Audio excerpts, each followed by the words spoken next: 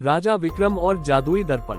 बहुत समय पहले की बात है, एक दूर के राज्य में राजा विक्रम सिंह शासन करता था। वह एक निडर, न्यायप्रिय और बुद्धिमान राजा था। उसकी प्रजा उससे बहुत प्रेम करती थी क्योंकि वह हमेशा उनकी भलाई के बारे में सोचता था। लेकिन राजा के राज्य में एक रहस्यमयी घटना हो रही थी।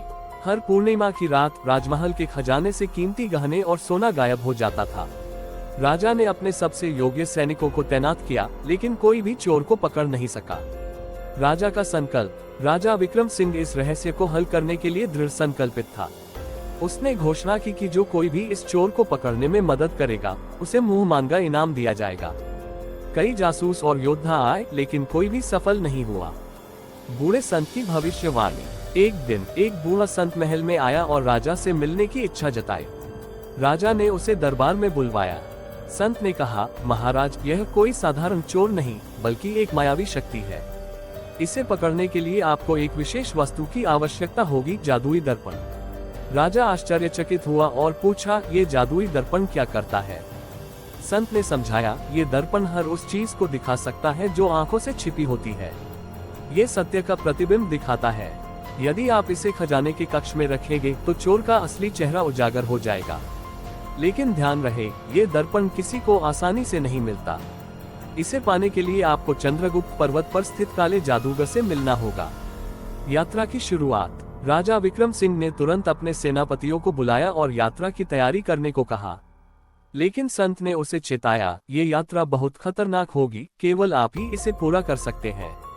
राजा ने साहपूर्वक अपनी तलवार उठाए और अकेले यात्रा पर निकल पड़ा। चंद्रगुप्त पर्वत की कठिनाइयां। राजा ने कई दिन घने जंगलों, तेज बहती नदियों और खतरनाक पहाड़ों को पार किया। रास्ते में उसने राक्षसों, भूतों और चालाक तांत्रिकों का सामना किया, लेकिन अपनी बुद्धिमत्ता और साहस से वह सभी बाधाओं को पार करता गया। आखिरकार राजा चंद्रगुप्त पर्वत पर पहुंच गया, जहां काले जादूगर का महल था। महल में प्रवेश करते ही एक भारी आवाज गूंजी, कौन हो तुम, जो मेरे पास आए हो? राजा ने उत्तर दिया, मैं राजा विक्रम सिंह हूँ और मुझे जादुई दर्पण चाहिए। जादूगर की शर्त।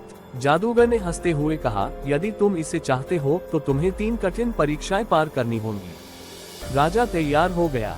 1. पहली परीक्षा, छल का भ्रम। राजा को एक विशाल जंगल में छोड़ा गया, जहां हर रास्ता एक जैसा दिखता था।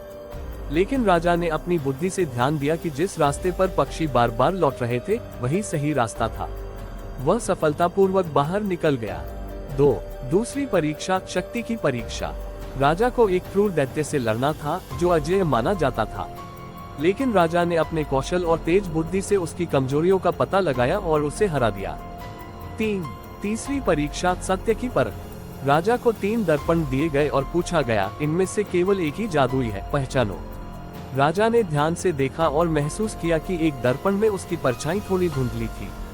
उसने वही उठाया और जादूगर मुस्कुराया, तुमने सच्चा दर्पण पहचान लिया। चोर का पर्दाफाश। राजा विजयी होकर अपने राज्य लौटा और जादुई दर्पण को खजाने के कक्ष में रखवा दिया। अगले दिन जब उन्होंने दर्पण में देखा तो सब चौंक गए। राजा का सबसे भरोसेमंद मंत्री ही चोर निकला। वह जादू के सहारे गायब होकर चोरी करता था। राजा ने उसे गिरफ्तार कर लिया और राज्य को सुरक्षित बना दिया। न्याय और पुरस्कार। राजा विक्रम सिंह ने बूढ़े संत को धन्यवाद दिया और अपनी प्रजा के कल्याण के लिए जादुई दर्पण को राजमहल में रख दिया, ताकि कोई भी बुरी शक्ति राज्य को नुकसान न पहुंचा सके। इस तरह राजा ने अपनी बुद्धिमानी और साहस से अपने राज्य की रक्षा की और एक बार फिर सिद्ध किया कि सच्चा राजा वही होता है जो न्याय और